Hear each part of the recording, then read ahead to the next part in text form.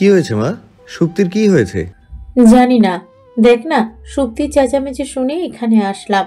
কিছুক্ষণ পোলা বকে আর সারা শব্দ আসছে না। দরজাটা ভেঙে দেখ না ভিতরে কি হয়েছে। ঠিক আছে, সরো দেখি। তরুণের পরপর পায়ের দ্বারা দেওয়া 3 ধাক্কায় শক্তপোক্ত কাঠের দরজাটা পড়ে যায় নিচে। সবাই ত্রস্ত পায়ে ভেতরে প্রবেশ করে। তবে ভেতরের দৃশ্য দেখে থমকায় সকলে। সকলের মুখে খেলে যায় চরম বিস্ময়ের ছাপ। সাথে সবার মাথায় ছোটখাটো একটা বজ্রপাত ঘটে। সুপ্তি মূর্ছিত অবস্থায় নিচে পড়ে আছে। বাম হাতের কবজি বেয়ে সরল চিকন রক্তের ধারা বইছে। প্রত্যাশা ওর থেকেই অদূরে হাঁটুতে মুখ গুজে বসে আছে। তবে ছোট্ট শরীরটা কেঁপে চলছে ভূমিকম্পে কম্পিত ধরার ন্যায়। রক্তাক্ত ছুরিটা দূরে কাউচের কাছে পড়ে রয়েছে। এমন দৃশ্য দেখে 2 মিনিটের জন্য সেখানেই হ্যাং মেরে দাঁড়িয়ে থাকে সবাই। পরপর সবাই ছুটে যায় সুপ্তির নিকট। সকলেই উৎকণ্ঠিত কণ্ঠে যখন বারবার সুপ্তিকে ডাকতে ব্যস্ত, তখন আমিনা বেগমের ক্রুদ্ধ দৃষ্টি নিবদ্ধ হয় প্রত্যাশাতে। তিনি দ্রুত পায়ে এগিয়ে গিয়ে টেনে তোলেন প্রত্যাশাকে। প্রত্যাশা তখনও জড়বস্তুর ন্যায় এক ধ্যানেই রয়েছে। সাথে ঠকঠক করে ছোট্ট শরীর কেঁপে কেঁপে উঠছে ক্রমাগত। তিনি সেসবকে পাত্তা না দিয়ে ক্রুদ্ধ কণ্ঠে বলেন, এই মেয়ে, কি করেছো আমার নাতনিকে? বলো কি করেছো? তুমি কি করেছো যার জন্য ওর এই অবস্থা? ওর হাত কেটেছো তুমি, তাই না? কি হলো বলো, কথা বলছো না কেন? এই মেয়ে, কথা বলছো না কেন তুমি? সঙ্গের মতো দাঁড়িয়ে না থেকে উত্তর দাও। প্রত্যাশা এখনো নিরুত্তর। সে যেন বাকশক্তি, চিন্তাশক্তি সব হারিয়ে ফেলেছে। তার এখন একমাত্র কাজই যেন মেঝেতে পড়ে থাকা ওই রক্তের দিকে তাকিয়ে কাঁপাকাঁপি করা। বেয়াদব মেয়ে কোথাকার, চুপ করে আছো কেন? আর এভাবে কাঁপছো কেন? তুমি ওর এই অবস্থা করেছো, তাই না? ছোট লোকের বাচ্চা, কথা বল। যে সময় সবাই সুপ্তিকে নিয়ে ব্যস্ত ছিল, সে সময় প্রত্যাশাকে গালমন্দ করতে করতে নিজের অবশিষ্ট রাগটুকুকে সংবরণ করতে না পেরে তিনি একটা থাপ্পড় মেরে বসেন প্রত্যাশাকে। তার থাপ্পড়ে নিস্তব্ধ হয়ে যায় পরিবেশ। সবার চাহনি সেদিকেই নিবদ্ধ হয়। অবশ্য থাপ্পড়ের শব্দ নয়, তীব্র আওয়াজে কোনো কিছু পড়ে যাওয়ার শব্দে। তার থাপ্পড়ে প্রত্যাশার শীর্ণ কায়াটা গিয়ে পড়েছিল কাছের ছোট্ট সেন্টার টেবিলের গা ঘেঁষে। সেখানে মাথা লাগতেই কপালের পাতলা চামড়া কেটে রক্ত বেরিয়েছে অচিরেই। প্রত্যাশা কপালে লেগে থাকা রক্ত হাতে নিয়ে সামনে ধরে এক পল দেখতেই মূর্ছা যায় সেখানে। সাথে টেবিলে থাকা কাচের গ্লাসটা পড়ে যাওয়ার শব্দে ঝনঝন করে ওঠে ঘর। সকলেই বিস্মিত নয়নে ওদিকে তাকায়। তবু সবে সুপ্তিকে করে তুলতেই যাচ্ছিল, তবে প্রত্যাশার অমন অবস্থা দেখেই ছুটে আসে প্রত্যাশার নিকট। প্রত্যাশার নিকট হাঁটু মুড়ে বসে প্রত্যাশার মাথাটা ওর করে নিয়ে প্রত্যাশাকে ডাকে। মেয়েটা জ্ঞান হারিয়েছে। কপালের কোণ বেয়ে চিকন ধারায় রক্ত বের হচ্ছে। তরুণ আমিনা বেগমের দিকে তাকিয়ে দাঁতের দাঁত পিষে ক্রুদ্ধ কণ্ঠে উচ্চ গলায় শুধায়, হোয়াট দ্য হেল দাদু, এটা তুমি কি করলে? ওর গায়ে হাত তুললে কেন? তুমি দেখছো না ওর জন্য সুপ্তি দিদিভাইয়ের কি অবস্থা হয়েছে? ওকে কি এখনো আদর দিয়ে মাথায় বসিয়ে রাখবে নাকি? আর ইউ ক্রেজি দাদু? ও কেন সুপ্তির এ অবস্থা করতে পারে? ও ছাড়া আর কে আছে এ ঘরে? আর তুমি আসার আগে দিদিভাই কি বলছিল জানো? বারবার আহাজারি করে বলছিল প্রত্যাশা ওকে মেরে ফেলবে। দেখলে তো সত্যি সত্যি কি হাল করে ছাড়লো মেয়েটা। ওকে তো মনে হচ্ছে। তোমার মনের কথা মনেই রাখো। আর একটা কথা বলবে না, আর না প্রত্যাশাকে কিছু বলবে। আই রিপিট, এটা নিয়ে আর কোনো কথা তুমি ওকে বলবে না। সবটা ঠিক হোক, তারপর আমি এসে তোমার সাথে কথা বলবো। তার আগে দয়া করে নিজের মুখটা বন্ধ রাখবে, প্লিজ। তরুণ প্রত্যাশাকে কোলে তুলে ত্রিধাকে উদ্দেশ্য করে বলে, আপনি অনেক গভীর ক্ষত হয়ে গিয়েছে, ব্লিডিং হচ্ছে। আপনি তুমি আমার ঘরে চলে এসো ফার্স্ট।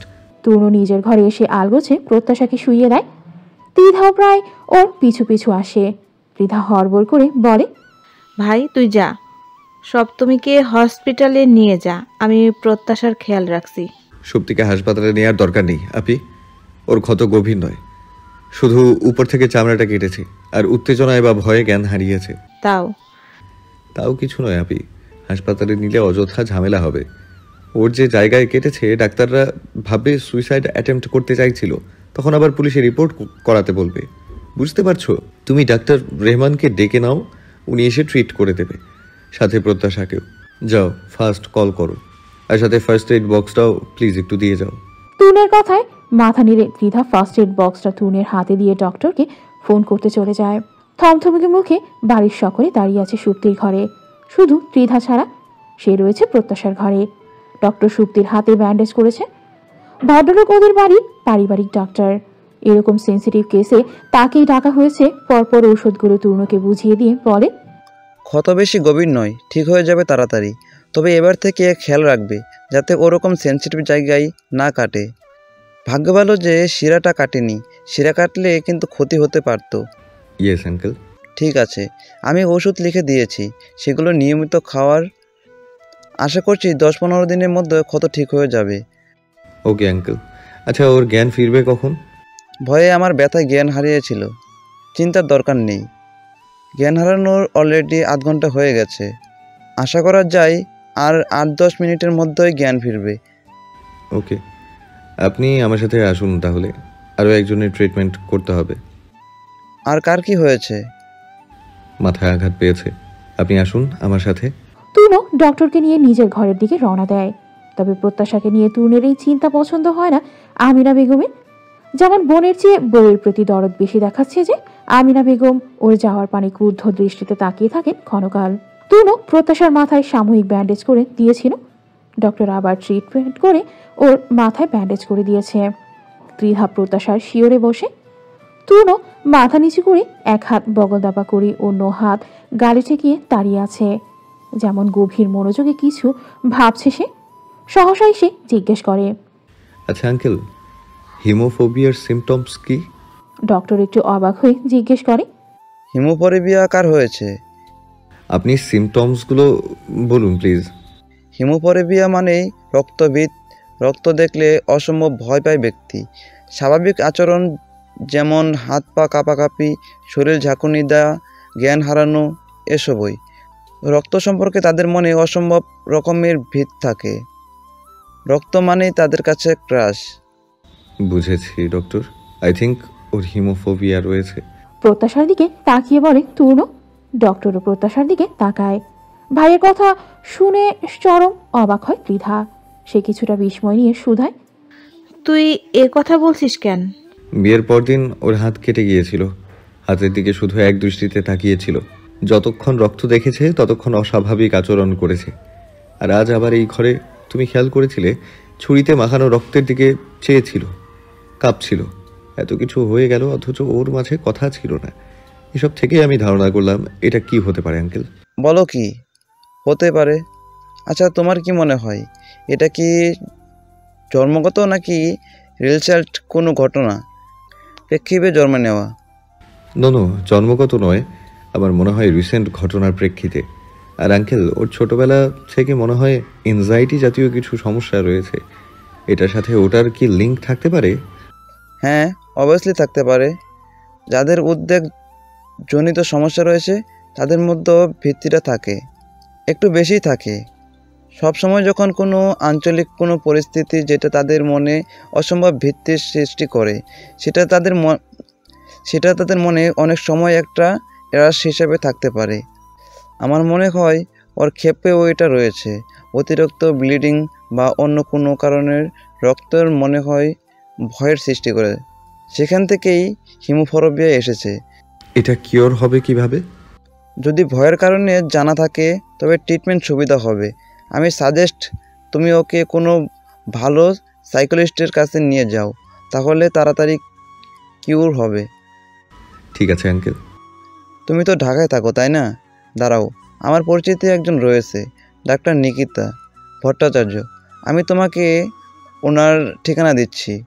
কটা দিন ওনাকে দেখাও, দেখো তাড়াতাড়ি কিউর হবে। নাম করা সাইকোলজিস্ট উনি।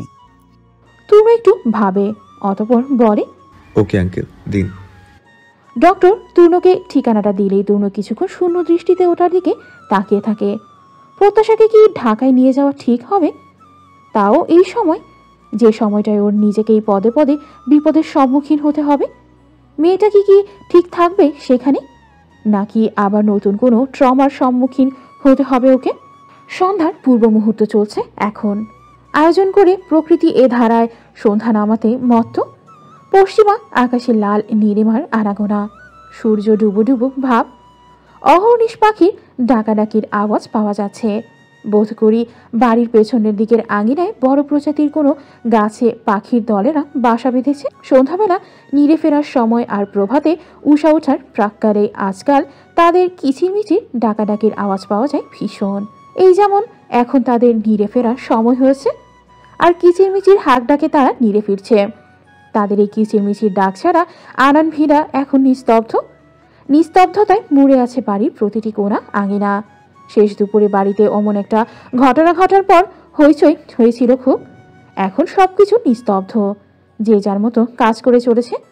বাড়িতে দুজন অসুস্থ মানবী, একজনের জ্ঞান ফিরেছে আর একজন এখনো মূর্ছিত অবস্থায় পড়ে আছে। প্রত্যাশার মস্তিষ্কের অতিরিক্ত চাপজনিত কারণে জ্ঞান হারিয়েছে, তাই তার মস্তিষ্কের চাপ কমানোর জন্য ঘুমের ইঞ্জেকশন দেওয়া হয়েছিল। ঘুমের ইঞ্জেকশনের প্রভাবে সে এখনো গভীর ঘুমে। ত্রিধা আর তূর্ণ ব্যালকনিতে বসে রয়েছে, কেউ কারোর দিকে তাকিয়ে নেই। দুজনের নজরই সোজাসুজি সামনের দিকে। দুজনেই নিশ্চুপ বসে আছে বহুক্ষণ।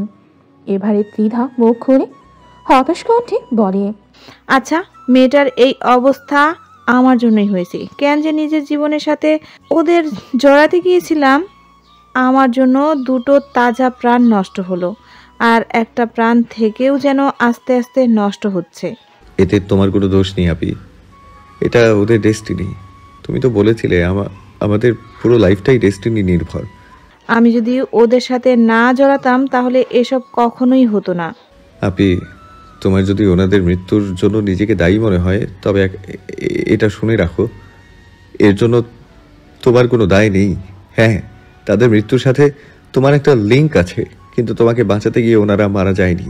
ওনাদের মারা হয়েছে অন্য কারণে। ওনাদেরকে প্রি প্ল্যান্ড মার্ডার করা হয়েছে, যেটাকে ওই রাতের ঘটনার সাথে চালিয়ে দেয়া হয়েছে। ত্রিধা দুটো মিনিটের জন্য নির্বাক হয়ে যায়। সে বিস্মিত নয়নে তাকিয়ে থাকে তূর্ণের পানে। নিজের বিস্ময় একটু ধাতস্থ হতেই প্রশ্ন করে, কি বলছিস ভাই এসব? ওনাদেরকে কেউ কেন প্রিপ্ল্যান্ট মার্ডার করতে যাবে? তুই যা বলছিস ভেবে বলছিস তো? ইয়েস আপি, আমি যা বলছি শুধু ভেবে নয়, জেনেই বলছি। ত্রিধা আরেক দফা বিস্মিত হয়। সে ক্ষণকাল তূর্ণের দিকে তাকিয়ে থাকে। সাধারণ ভঙ্গিতেই সামনের দিকে তাকিয়ে আছে সে, তবে দেখে মনে হচ্ছে না আজেবাজে কিছু বলছে। তবুও সে প্রায় বিস্মিত কণ্ঠে শুধায়, এসব কি তুই বলছিস? ওদের সাথে কার কি শত্রুতা থাকতে পারে যার জন্য মার্ডার অবধি পৌঁছে গেল? আমি ওনাদের সাথে যে কদিন থেকেছি, মিশেছি, এতটুকু বুঝেছি তারা সাধারণ জীবনযাপন করেন, খুবই সাধারণ। তিনটে মানুষই একে অপরের সব কিছু। অন্য ভাইদের সাথেও ঝুটঝামেলাহীন চলেন সব সময়। ওদের মতো মানুষের সাথে কার এত বড় শত্রুতা থাকতে পারে? এই প্রশ্নের জবাবে চুপ থাকে তূর্ণ, যেমন উত্তরটা দিতে সে ইচ্ছুক নয়। ত্রিধা তূর্ণকে চুপ থাকতে দেখে নিজে অবচেতন মনে কিছু হিসাব মেলাবার চেষ্টা করে। ত্রিধা আজ থেকে 4 মাস আগে সে তার ভলেন্টিয়ার টিমের সাথে গিয়েছিল অতিথিপুর। সেখানে গিয়েই তার প্রত্যাশার পরিবারের সাথে পরিচয়। এই পরিবারটির সাথে অতিরিক্ত পরিচিতির একমাত্র কারণ প্রত্যাশা ও তার পরিবারের অমায়িক ব্যবহার। সেখানে মূলত কিশোরীদের নিয়েই কাজ করত ত্রিধা। প্রত্যাশার মতো মিষ্টি মেয়েটার সাথে খুব অল্প সময় কিভাবে যেন সখ্যতা গড়ে ওঠে। প্রত্যাশার মা ও ত্রিধাকে বিশেষ স্নেহ করতেন, তবে পরিচিতিটা বেশি হয় যখন প্রত্যাশার বাবা তাকে আসন্ন বিপদের হাত থেকে বাঁচিয়েছিল। রাতের বেলা কিছু বকাটের কবল থেকে রক্ষা করে ঠাঁই দিয়েছিল তার বাড়িতে। তারপরেই অতিথিপুরে থাকার দিনগুলোতে বেশ সময় কাটিয়েছে ওদের সাথে, তবে কখনো মনে হয়নি তাদের সাথে কারো এত বড় শত্রুতা রয়েছে যে তাদের মার্ডার করতে পারে। সেদিন রাতে যা আর তাদের সাথে ঘটেছিল তার তো মনে হয়েছিল মানুষগুলোর মৃত্যুর পেছনে সেই প্রত্যক্ষভাবে দায়ী। অবশ্য সেটাই মনে হওয়ার কথা। সেদিন রাতটি ছিল অমাবস্যার ভয়াল আধারে ছেয়ে। আকাশে মেঘের আনাগোনা, ক্ষণে ক্ষণে বিদ্যুৎ চমকানোর ফলে সবকিছুতেই কেমন একটা ভীতি সঞ্চার করেছিল। ত্রিধা অমন সময় নিজের ক্যাম্পে ফিরছিল। তার সহকারী আগেই অসুস্থতার কারণে ফিরে এসেছিল, সেজন্য সেদিন তাকে একাই ফিরতে হচ্ছিল ক্যাম্পে। ঠিক অমন একটা রাতেই সেই বকাঠিগুলো আবারও তাকে ধাওয়া করে। যাদের কবর থেকে একদিন প্রত্যাশার বাবার উসিলায় বেঁচে গিয়েছিল, ঠিক তাদের কবরে আবারও পড়তে হয় তাকে। এবং আশ্চর্যজনকভাবে সেদিনও প্রত্যাশার বাবাই উসিলা হিসেবে আসেন সেখানে। ত্রিধা যতদূরে জানে সেই রাতে একটা গরুর ডেলিভারি হওয়ার কথা ছিল। ভদ্রলোক সেখানেই গিয়েছিলেন। সেখান থেকে ফেরার পথে ত্রিধার বিপদ তার দৃষ্টিগোচর হয়। তিনি ত্রিধাকে তাড়াতাড়ি মোটর সাইকেলের পেছনে উঠতে বলে খুব কৌশলে ত্রিধাকে নিয়ে সেখান থেকে বেরিয়ে আসেন। নিয়ে আসেন নিজের বাড়িতে। সে রাতে প্রত্যাশার বাবা মা আর সে উপস্থিত ছিল সেখানে। তবে বিপদের জন্য তাদের পিছু ছাড়েনি। কালবৈশাখী ঝড়ের ন্যায় সে রাতে তাদের ওপর বিপদ পুনরায় আসতে পড়ে। আততায়ীরা হামলা করে তাদের ওপর। তাদের মধ্যস্থতা ধস্তাধস্তি হয়েছিল। এক পর্যায়ে ত্রিধার মাথায় রক্ত, কোনো রডের আঘাত করা হলে জ্ঞান হারায় সে। তারপরে ঘটনা তার অজানা, কি হয়েছিল জানা নেই। যখন জ্ঞান ফেরে তখন পুরো বাড়ি নিস্তব্ধ। ঝড়ের পরে যেমন সব লণ্ডভণ্ড একটা খণ্ডিত চিত্র তৈরি হয়, ঠিক তেমন। তবে ঝড় উঠে ত্রিধার অন্তর্কোণে। যখন তার দৃষ্টিগোচর হয় গুলিবিদ্ধ দুটো রক্তাক্ত দেহ, আর তাদের রক্তের রঞ্জিত হওয়া প্রত্যাশা তাদের পাশেই মেঝেতে মূর্ছিত অবস্থায় পড়ে আছে। চারিদিকে লোকজন, আওয়াজ কিছুই ত্রিধার কানে ঢোকেনি, মস্তিষ্কে পৌঁছায়নি। তার চিন্তাশক্তি লোপ পেয়েছিল সে সময়। মস্তিষ্ক তার কর্ম বন্ধ করে দিয়েছিল। পরিবেশের ন্যায় সেও ঠান্ডা বনে গিয়েছিল। ঠান্ডা অতি ঠান্ডা। সেদিন ত্রিধা বুঝেছিল তাকে বাঁচাতে গিয়ে তাদেরই পরিণতি। তার জন্য, শুধুমাত্র তার জন্যে সেদিন দুটো তাজা প্রাণ হারিয়েছিল। বাচ্চা একটা মেয়ে অনাথ নিঃস্ব হয়েছিল। ভাগ্যক্রমে প্রত্যাশা সে রাতে বাড়ির বাইরে ছিল। সেজন্যই বোধহয় মেয়েটা এখনো জীবিত আছে। হয়তো না জানি তারও কি পরিণতি হতো সেদিন। হয়তো তার জন্য ওই ফুলের মতো মেয়েটার। না, ত্রিধার কিছু ভাবতে পারছে না। অল্পক্ষণের ব্যবধানে তিক্ত অতীত মনে করে চিত্ত বিচলিত হয় ত্রিধার। তিক্ত অতীত সর্বদাই আমাদের পোড়ায়। সহসাই ত্রিধা নিচের অন্তঃকোণে জ্বালা পোড়া অনুভব করে। অপরাধের গ্লানিতে চেয়ে যায় অন্তর। সে তূর্ণকে চরম অধৈর্য কণ্ঠে জিজ্ঞেস করে, চুপ করে থাকিস না তূর্ণ, প্লিজ বল, ওনাদেরকে কেউ কেন মার্ডার করবে? করলেও কে করেছে? তুই কি জানিস এক্স্যাক্টলি কি হয়েছিল সেদিন? প্লিজ বল ভাই, প্লিজ। বোনের অধৈর্য কণ্ঠ শুনে এবারে ওর দিকে তাকায় তূর্ণ। বলে, শান্ত হও আপি, ডেসপারেট হয়েও না প্লিজ। আমি তোমাকে সব বলবো, সব। তবে তুমি কি আমার কথা বিশ্বাস করবে? মনে রেখো, তুন্দ কখনোই অহেতুক কোনো কথা বলে না। করব, সব বিশ্বাস করব। তুই প্লিজ বল কি হয়েছিল সেদিন। আমি তোমাকে যতটুকু বলবো ঠিক ততটুকুই শুনবে তুমি। এর বেশি কোনো প্রশ্ন করতে পারবে না এখন, ওকে? তুই বল, তুই যা বলবি তাই শুনবো, বাড়তি কিছু জিজ্ঞাসা করব না। তোমার বর মেরেছে ওদেরকে। ত্রিধার মাথায় যেন বড়সড় একটা বজ্রপাত ঘটে। এরকম ভাবনা অতীব অবাস্তব একখানা কথা শুনে তার মাথা ঘুরে যাওয়ার উপক্রম। সে বিমূঢ় নয়নে চেয়ে থাকে তূর্ণের পানে। সে কি ভুল শুনল নাকি? হ্যাঁ, ভুলই হবে। সে ফের তূর্ণকে শোধায়, কি বললি? আর একবার বল। তুমি যা শুনেছো তাই বলেছি। তুমি ভুল শোনোনি আপি, তুমি ঠিকই শুনেছো। ত্রিধা অবাকের চরম ধাপে পৌঁছায়। এসব কি বলছে তূর্ণ? সাদাব আর খুন? না, এটা কখনোই হতে পারে না। হ্যাঁ, ঠিক আছে, সাদাব রাজনীতি করে। রাজনীতি করতে গিয়ে কিছু নীতি বহির্ভূত কাজও করে। তাই বলে খুন, মানুষ হত্যার মতো এত বড় পাপ কাজ করবে না? এটা সম্ভব? এটা অসম্ভব। এসব কি আজে বাজে বকছিস তূর্ণ? তুই পাগল হয়ে গেছিস তূর্ণ, তুই পাগল হয়ে গেছিস। এটা অসম্ভব, অসম্ভব এটা। প্রায় চেঁচিয়ে কথাগুলো বলে ত্রিধা। তূর্ণ শীতল কণ্ঠে বলে, শান্ত হও আপি, আমি পাগল হইনি। আমি যা বলছি সব কিছু জেনে শুনে বুঝে সজ্ঞানেই বলছি। না, মিথ্যা বলছিস তুই তূর্ণ, তুই মিথ্যা বলছিস, চরম মিথ্যাবাদী তুই। তুই আমার সাথে এরকম একটা মিথ্যা বলতে পারলি? আপনি প্লিজ শান্ত হও। আমি মিথ্যে বলছি না। আমার কি লাভ যে এরকম একটা সেন্সিটিভ বিষয় নিয়ে মিথ্যে বলবো? হ্যাঁ, মানছি সাদাব রাজনীতি করে, সে ভালো নেতা নয়। তার মানে এই নয় যে সে খুনি। এটা অবাস্তব একটা কথা।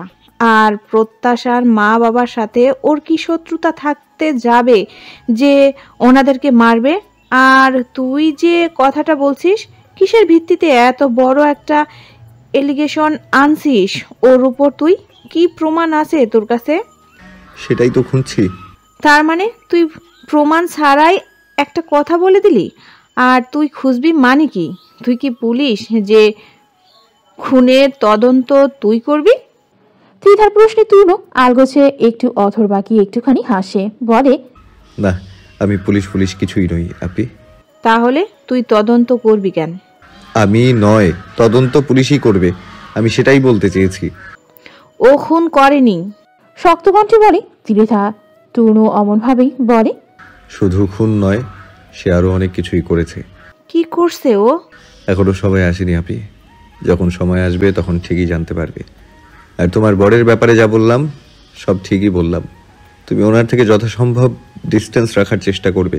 সে ভালো মানুষ নয়। জানি, তবে সে খুনি নয়। বিশ্বাস করা না করা সেটা সম্পূর্ণ তোমার ব্যাপার। তবে আমি আরও একবার বলবো, একটা কথা মনে রেখো, তূর্ণ কখনো বাজে বা অবাস্তব কথা বলে না। তরুণের কথায় ওর দিকে ক্ষণিক তাকিয়ে থাকে ত্রিধা। তার এখনো বিশ্বাস হচ্ছে না যে সাদা বেরহম কিছু করতে পারে।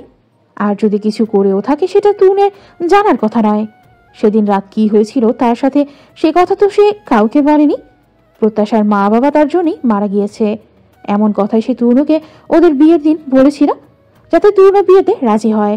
এছাড়া আর কোনো উপায়ও ছিল না তাকে রাজি করানোর। সেজন্য এমন একখানা কথা বলতেই হয়েছিল। তবে ওনাদের মৃত্যুর সম্পর্কে এত কিছু তো তরুণের জানার কথা নয়। আর এই পুলিশি তদন্ত তো বন্ধ হয়ে গিয়েছিল, আততায়ীরাও সাজা পেয়েছে। তবে ও আবার কোন তদন্তের কথা বলছে? ত্রিধা কিছুটা সন্দেহপ্রবণ কণ্ঠে শুধায়। তূর্ণ, তুই আবার ওনাদের কেসে তদন্ত চালাচ্ছিস? হ্যাঁ, চালাচ্ছিলাম। এখন চালাচ্ছিস না? না। আগে চালাচ্ছিলি কেন? ওই রাতে যারা ছিল তারা সবাই তো ধরা পড়েছিল। তাহলে উত্তর পরে পাবে আপি। শুধু একটা কথা মাথায় ঢুকিয়ে নাও, প্রত্যাশার মা বাবাকে তোমার বড়ি মেনেছে। তুমি তার থেকে দূরত্ব বজায় রাখো, এটাই তোমার জন্য মঙ্গল। পারলে বেরিয়ে এসো এই সম্পর্ক থেকে। একটু থেমে প্রত্যাশার কাছে থাকো আপি, আসছি আমি। নিজের কথা শেষ করে সেখান হতে প্রস্থান করে তরুণ। ত্রিধা নিশ্চল চাহনিতে তাকিয়ে থাকে ওর যাওয়ার পানে। এসব কি বলে গেল তরুণ?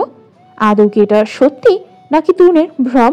কিছু অনুমতি বড্ড বিষাক্ত। তরুণ ভাইকে পেতে পেতেও নিজের করে না পাওয়া, নিজের থেকে ক্রমাগত তরুণ ভাইয়ের দূরে সরে যাওয়া, ওই মেয়ের প্রতি তরুণ ভাইয়ের অতিরিক্ত দরদ, কোনো কিছুই সহ্য হয় না সুপ্তির। ওই মেয়েটাকেই তরুণ ভাইয়ের পাশে দেখার অনুভূতি বড্ড বিষাক্ত। তবুও দাঁতের দাঁত চেপে এই বিষাক্ত অসহনীয় অনুভূতি সুপ্তি সহ্য করছে গত কয়েকটা দিন। তবে তবে যখন ওই মেয়ের সাথে তরুণ ভাইয়ের একসাথে থাকা, ঘুরতে যাওয়ার কথা, বাইরে রাত কাটানোর কথা শুনল, তখন আর নিজেকে সংযত করতে পারেনি সে। নিজেকে প্রায় ঘরবন্দি করে নিয়েছিল সে। তবে দুপুরের মধ্যভাগে প্রত্যাশাকে নিজের ঘরে দেখে রাগের পারদটা হু হু করে বাড়ি সুপ্তির। সেদিন রাস্তায় সেই ছিনতাইকারীর ঘটনাটা মাথায় গেঁথে গিয়েছিল সুপ্তির। কি ভেবে যেন একখানা ছুরিও কিনে এনেছিল। সেদিনের কিনে আনা ছুরিটা ধরিয়ে দেয় প্রত্যাশার হাতে। তবে না, প্রত্যাশা তাকে আঘাত করেনি, সে নিজেই নিজেকে আঘাত করেছে। আর এই কথা সে কাউকে বলবে না, কাউকে না। সবাই ভাববে প্রত্যাশাই করেছে এ কাজ। তরুণ ভাইও তখন ওই ফালতু মেয়েটাকে ঘৃণা করবে, বের করে দেবে বাড়ি থেকে। এমনই একটা ধারণা নিজের মনের মধ্যে পুষে ঘটনার পুরোপুরি উল্টো বর্ণনা দেয় সুপ্তি। জ্ঞান ফিরতেই সবার জিজ্ঞেস করায় এমনভাবে সবার নিকট ঘটনার বর্ণনা করে যেন সমস্ত দোষটাই প্রত্যাশার। প্রত্যাশাই ওর ঘরে ঢুকে আকস্মিক আক্রমণ করেছে। কেন করেছে এটা তার নিজেরও অজানা। আমিনা বেগম এ কথা শোনার পর থেকে রেগে আগুন। রিনা বেগমও নারাজ হয়েছেন প্রত্যাশার উপর। মেয়েটা এমন কেন করলো? সুপ্তির সাথে তো তার কোনো রেশারেশি ছিল না। তাহলে তিনি প্রত্যাশার উপর নারাজ হলে পুরোপুরি মেয়ের কথা বিশ্বাসও করতে পারেন না। তার অবস্থা হয়েছে অথৈ জ্বরে পড়ার মতো। বিশ্বাস অবিশ্বাসের মধ্যস্থতায় রয়েছেন তিনি। ড্রয়িং রুমে বিছানো কারুকার্য খচিত সোফাগুলোতে বসে আছে সকলে। মাগরিবের নামাজে কিছুক্ষণ পরপরই সবাই একসাথে বসেছে এখানে। সকলের মুখের অবস্থায় থমথমে। বাড়িতে ওরকম একটা ঘটনা ঘটেছে শোনার পরপরই নিজের সমস্ত কাজ মিটিয়ে বাড়িতে ফিরেছে আফাত সাহেব। সুপ্তির বাবা দেশে নেই। তার ছোট ভাইয়ের অবর্তমানে তার সন্তানদের খেয়াল রাখার সমস্ত দায়িত্বটাই তার। সুপ্তি সূর্যকে তিনি সর্বদা নিজের ছেলে মেয়ের থেকেও কম চোখে দেখেননি। তাই বাইরের একটা লো ক্লাস মেয়ের জন্য নিজের মেয়ের এমন ক্ষতি তিনি কিছুতেই মানতে পারেন না। এই ঘটনার পর যেন প্রত্যাশার উপর তার রাগ, নারাজি সবকিছু দ্বিগুণ হারে বৃদ্ধি পায়। তিনি মূলত এখনো তরুণের জন্যই এখানে অপেক্ষা করছেন। তার বহুক্ষণ গড়ালেও তরুণের না আসায় আরেক দফা নারাজ হন তিনি। গমে গমে গলায় স্ত্রীকে উদ্দেশ্য করে বলেন, তহুরা, কোথায় তোমার ছেলে? এখনো কি বউয়ের সেবা করতে ব্যস্ত নাকি? আসবে এখানে। তহুরা বেগম সিঁড়ির দিকে একবার তাকিয়ে বলেন, আসবে না কেন? তুমি ডেকেছো যখন নিশ্চয়ই আসবে। আর এভাবে বলছো কেন? ওই মেয়েটাও তো আঘাত পেয়েছে নাকি? শেষ কথাটা শাশুড়ির দিকে ফিরে একটু ঠেস দিয়ে বলেন তিনি। আমিনা বেগম বোধহয় লক্ষ্য করেন ওনার দৃষ্টি। উনিও তার স্বরে বলেন, এই মেয়ে আঘাত পেয়েছো ঠিক আছে, কিন্তু দিদি ভাই তো আঘাত পেয়েছে, অথচ টুন্নু দাদুভাই বোনকে একবারও দেখতে গেল না। সেই কখন থেকে বউয়ের কাছে বসে আছে, দুদিনের সম্পর্কের জন্য এতদিনের জন্মের সম্পর্ককে তুচ্ছ করলো। আমি দুদিনের সম্পর্কের জন্য জন্ম থেকে যে সম্পর্ক সেটাকে তুচ্ছ করি না দাদু। আমার কাছে যেটা ঠিক মনে হয়েছে আমি সেটাই করেছি। কথাগুলো বলতে বলতে একটা সিঙ্গেল সোফায় এসে বসে তুর। আমিনা বেগম ওর কথার বিপরীতে রুষ্ট কণ্ঠে বলেন, তোমার কাছে বোনের পাশে থাকার চেয়ে বউয়ের পাশে থাকাটা বেশি ঠিক মনে হয়েছে। হ্যাঁ দাদু, সুপ্তির কাছে তোমরা সবাই ছিলে, কিন্তু ওর পাশে কে ছিল? আপনি ছাড়া কেউ ছিল না। তাছাড়া সুপ্তির জন্য আমার যা করার দরকার আমি করেছি। তো তাহলে এই সামান্য একটা বিষয় নিয়ে কথা কেন বলছো? ডাক্তার চলে যাওয়ার পর গিয়েছিল একবারও দেখতে, সে কেমন আছে না আছে সেটা দেখতে। যাওয়ার প্রয়োজন ছিল না তো। আর আমি এটা নিয়ে আর কোনো কথা বলতে চাচ্ছি না। বাবা, তুমি ডেকেছো কেন? পরিবেশ দেখে মনে হচ্ছে এখানে খুব সিরিয়াস কথাবার্তা চলছিল। আফাজ সাহেব এতক্ষণ তীক্ষ্ণ দৃষ্টিতে তাকিয়েছিলেন তুনের পানে। এবারে চোখ থেকে নেমে যাওয়া চশমাটা হালকা ঠিক করে সুধান, দুপুরে বাড়িতে কি ঘটেছে না ঘটেছে সেসব নিশ্চয়ই আর আলাদা করে বলতে হবে না, সবই জানো তুমি। জানি। ঘটনা সবকিছু কি জানো? হ্যাঁ। সুপ্তির হাত যে তোমার বউ কেটেছে ওটাও কি জানো? জানি। বাহ, তার মানে ঘরে বসে সব খবরই রেখেছো, সব জানো। তাহলে আলাদা করে আর কিছুই বলতে হচ্ছে না আমাকে। এখন তোমার কি বলার আছে সেটা নিয়ে? সুপ্তি যদি বলে থাকে যে প্রত্যাশার উপর ছুরিকাঘাত করেছে, তাহলে ও মিথ্যা বলেছে। তুনের ভাবলেশী জবাব পছন্দ হয় না বাড়ির কারোরই। আফাজ সাহেব ক্রুদ্ধ কণ্ঠে বলেন, বাহ, এতটা অধপতন হয়েছে তোমার? ওই মেয়েটাকে নির্দোষ প্রমাণ করার জন্য নিজের বোনকে মিথ্যাবাদী বানিয়ে দিচ্ছ। ওর একটা নাম আছে বাবা, প্রত্যাশা। ওকে ওই নামেই ডাকবে। বারবার ওই মেয়ে করবে না, শুনতে খারাপ লাগে। আর প্রত্যাশার জন্য আমি সুপ্তিকে মিথ্যেবাদী বানাচ্ছি না, সুপ্তি নিজেই মিথ্যে কথা বলছে। আই ডোন্ট নো এরকম একটা ফেক অ্যালিগেশন প্রত্যাশার উপর কেন দিল, বাট ও তোমাদের যা বলেছে সব মিথ্যেই বলেছে। ওই ঘরে তখন সুপ্তি আর তোমার বউ ব্যতীত আর কেউ ছিল না। যখন ওই ঘরে ঢোকা হয় তখন সুপ্তির হাত কেটে রক্ত বেরাচ্ছে, জ্ঞানহারা দিয়েছিল ওর। আর তোনার বউ ওর পাশেই বসেছিল। সুপ্তি জ্ঞান হারানোর আগে বারবার করে বলছে প্রত্যাশা ওর ক্ষতি করবে, করছেও একটা ক্ষতি। তুমি তো সব জানো, তাও যদি মনে হয় সুপ্তি যা বলছে মিথ্যা বলছে, তাহলে কেন করবে এরকম? প্রমাণ করো যে সে মিথ্যা বলছে। কি পারবে? পারবো, তার জন্য আমার সুপ্তিকে লাগবে। সেই সব কনফিউশন দূর করবে তোমাদের। এই অবস্থায় ওকে নিচে আসার বলছো? নো, ও নিচে আসতে পারবে না, কিন্তু আমরা ওর ঘরে যেতে পারবো। ওখানেই চলো, ওখানে সব কথা হবে। সুপ্তির ঘরে গিয়ে তুর্ণ খুব শান্ত কণ্ঠে ওকে জিজ্ঞেস করে, আমি তোকে যা জিজ্ঞেস করবো তার ঠিকঠাক উত্তর দিবি তুই। যা বলবি সব সত্যি সত্যি বলবি। কি বলবি তো? বহুক্ষণ পরে তুর্ণ ভাইকে দেখে যে একটু অশান্ত মনে শান্তির উদ্রেক হয়েছিল সুপ্তির, তবে তুর্ণ ভাইয়ের এমন শান্ত শীতল স্বর শুনে তা মুহূর্তেই উড়াল দেয়। মনের মধ্যেই একরাশ অশান্তি এসে ভর করে। তুর্ণ ভাইয়ের শীতল কণ্ঠকে সে ভয় পায়। কি জিজ্ঞেস করবে তুর্ণ ভাই তাকে? একরাশ ভয়কে মনে চেপে সুধায়, কি জিজ্ঞেস করবে ভাইয়া? করো না। সত্যি বলবি তো? বলবো। দুপুরে তোর ঘরে ঠিক কি হয়েছিল সেটাই বলবি। সত্যি একে একে বাড়ির সকলের দিকে একবার তাকায়। সবার অগোচরে বুক ভরে লম্বা একটা সমীরণ নিয়েই তুর্ণের দিকে পূর্ণ দৃষ্টিতে তাকিয়ে বলে, দুপুরে আমি পড়ছিলাম, একটা ট্রাম সমাধান করতে পারছিলাম না বলে বারবার কাগজ চিরে রাগে এদিক ওদিক ফেলছিলাম। তখন প্রত্যাশা আমার ঘরে এলো, এসে শুধু একবার জিজ্ঞেস করছিল, এভাবে কাগজ ফেলছো কেন আপু? ঘর নোংরা হচ্ছে, পরিষ্কার করুন এগুলো। আমি বললাম আমি এখন পারবো না। তাই নিয়ে ও আমার সাথে তর্কাতর্কি শুরু করে দিল। এক পর্যায়ে হঠাৎ করে দরজা লাগিয়ে এসে আমার টেবিল থেকে ছুরিটা তুলে আঘাত করে বসলো। তোর টেবিলে ছুরি এলো কিভাবে?